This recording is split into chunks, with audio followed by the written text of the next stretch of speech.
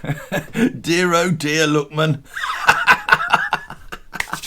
Hello, welcome to another West Ham COYI. Yes, I've come out of retirement for this special programme for you on West Ham Irons United. And what a glorious week it's been. Well, actually, what a glorious few weeks it's been in the West Ham world. Let's face it, we all kind of think that Moyes is doing a pretty good job, apart from the substitutions, let's say. Yes, we've got better in defence. We're a lot better going forward.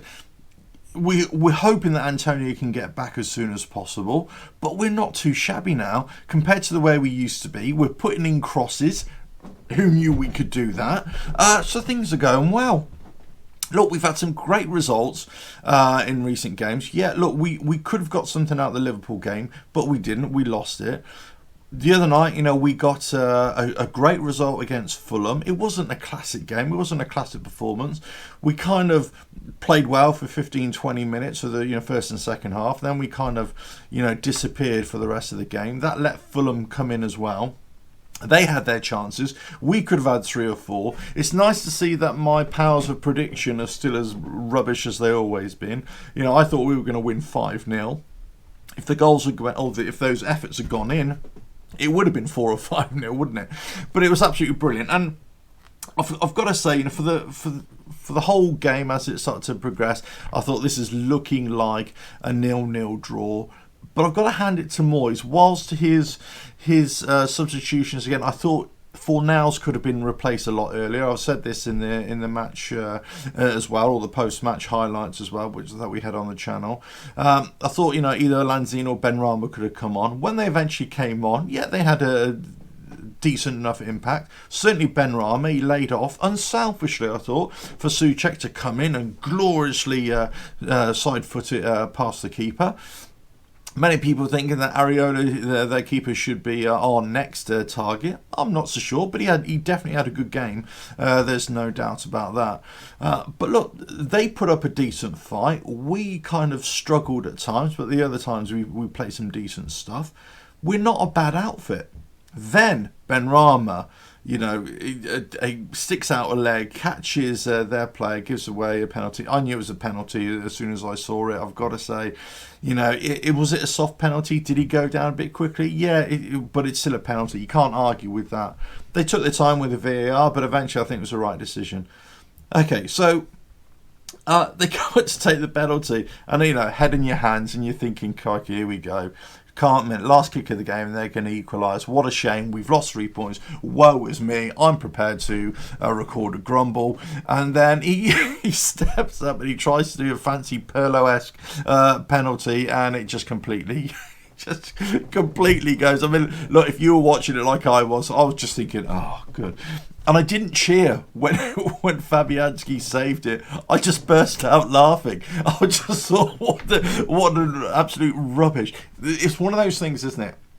If you score a penalty like that, everybody thinks you're fantastic, how skillful you are. But when it doesn't pay off, you just look like a complete tit. And unfortunately, he did. The poor lad, he looked like a complete tit. Fabianski was running around, rubbing it in his face. The players were. I mean, it was a nice touch. The likes of Balbuena went up to him and gave him a consolation hug afterwards. But no social distancing there, was there? But what can I say? If they had equalised, I think it would have been a fair result as well. But the fact is that it didn't. They deserved to get beat on that. Old Scotty Parker deserved to get a bit annoyed, I would say, with this player, that one. I think the rest of his players is going to be annoyed with him as well, because let's face it, you should have put your laces through it, and it should have singed your neck. And as everybody said, it doesn't matter if. Well, it does matter, of course. But let's say if you put it over the bar or you put it wide or whatever, you shouldn't really be doing that as a professional player, of course. But you should hit the target. But if it gets saved, it gets saved. It's one of those things. But to have a penalty like that was just awesome. Look, Fabianski had time to try and dive to the right. Then he saw what was happening. He was able to recenter himself and quickly gather the ball. I think he was shocked himself. We were all shocked. I just burst out laughing. I just thought it was funny as hell. Look, Moyes has been doing, I think, a really good job. Let us know in the comments below. What do you think? I'm still frustrated with his substitutions. I still think that we have a lot more within us to be able to go at teams a little bit better. I thought Haller, actually, for the first sort of 20 minutes or so, was playing really well. He's putting himself about a bit, and then he kind of went off the ball a little bit. I think Fornals didn't have a great game either. I think he could have been substituted a bit sooner. Trouble about Ogbonna, let's hope he won't be out for too long as well. We need Antonio up there. Hopefully we can get Ben Rama into the game as well, and playing, maybe starting next time as well. Hopefully he's shown it in training, giving confidence to Moyes to select him as well. It's an interesting one, isn't it, going forward? I think, we're as a club, as a team, we've left the last sort of 3 or 4 years behind us a little bit now. Nobody expects us to get many points, if any, at this stage, with the fixture list that we've got. Most of us, myself included, we're always thinking, crikey, we could be in a bottom 3 by Christmas quite easily. But it's not been like that at all. Not only have we been getting the results for the most part, we've been putting in really good performances, and we haven't given up. Like in the Spurs game, we just didn't give up. In the Man City games, we didn't give up. In fact, I thought we could have beaten them there. In the Liverpool game, I thought we could have had them as well. At least come out with a draw. So I think we're playing well. I think generally the tactics are not too bad. I think we've got lots of players who've really stepped up this season, which is great to see. Our defence has been great. Souček has been playing well. Kufal on the right hand side, I think he's been playing great addition. Bowen, fantastic. So overall, Rice in the middle as well. Our defence has improved. I thought Cresswell had a great game against Fulham as well. He was my man of the match, actually. I think many people would agree as well. I think he's had a great game. So lots of players in the past that we thought, wow, crikey, rubbish, get rid of them. Actually, do you know what? I'm glad we held on to them. Ogbonna has been playing Man Mountain at the back, and I love that partnership with him and Balbuena. I've got to say, Diop came on. Yeah, he did all right, but I still prefer, my preference is still Ogbonna and Balbuena right now. But look, we still have an issue going forward in that if we don't have Antonio there, we've got Haller there. We need to give service to Haller for him to be effective, and the same for Antonio as well. Antonio's a little bit, now he's got to the stage where he can create his own chances a little bit. He can bull his way through, whereas Haller still needs a little bit more service. But the great thing is, if you compare, and I was saying this in the post-match highlight show that we did, is that if you can get a lot more crosses into Haller, we can play to his advantages and to his strengths, and not only will he be more productive for us and get more goals, but also his value will be going up as well. So regardless of whether he stays with us or not, if we increase his value, then that's going to be better for us as a club financially, but also that'll give us better buying power if we have to buy a replacement as well. Now, obviously, if he's scoring goals and we're playing to his strengths and scoring goals, we don't want him to go. But I'm saying, that's where we should be looking at it. We need to be getting a lot more crosses, a little better crosses, of course. But compared to where we were 3 years ago, or even last season to a certain degree, actually, for the most part last season, certainly the early part of the season, we weren't putting any crosses in at all. But now, well, certainly not in the number, maybe 1 or 2 decent ones. Now we're putting in a good dozen each half, and we're really trying to, attack them. So look, we're looking a lot better going forward. And I think a lot of that is to do with the energy of Fornals, and also especially Bowen, and also the solid pairing in midfield, Rice and Souček. Our defence is a lot better. Fabianski is back on form.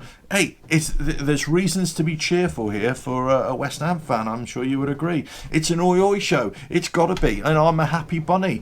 We've got an international break now. We've got Sheffield United, then Man United come on. I think the Sheffield aren't doing great. I think we could do them. Man United look a bit, dodgy, let's say, so we definitely could have them. We could be looking at beginning of December, going in towards Christmas, certainly looking to be way up there. You know, that's not a bad return, really, is it? So, look, there's lots of problems, of course. I'm not jumping the gun, and I know lots of people out there say, well, you know, we've got to really start showing it against the lesser teams. But you know what? We kind of did against Fulham. We did it. We kept on chipping away. We went into the game, and then we kind of receded from it. We came back in again. Was it a lucky result? Possibly, but you know what? We'll take it. It doesn't matter. It doesn't matter. The 3 points, as I've always said, performances are one thing, but at the end of the day, it's points on the board. That's what we need. We needed another win. Fantastic. You know, it's a shame for them. It's a shame for the lad. You know, Lookman. But you know. I'm laughing about it. I'm a West Ham fan. I don't really care. But I'll say, but you know, it's a lesson for him as well, or any player, or any of our players as well.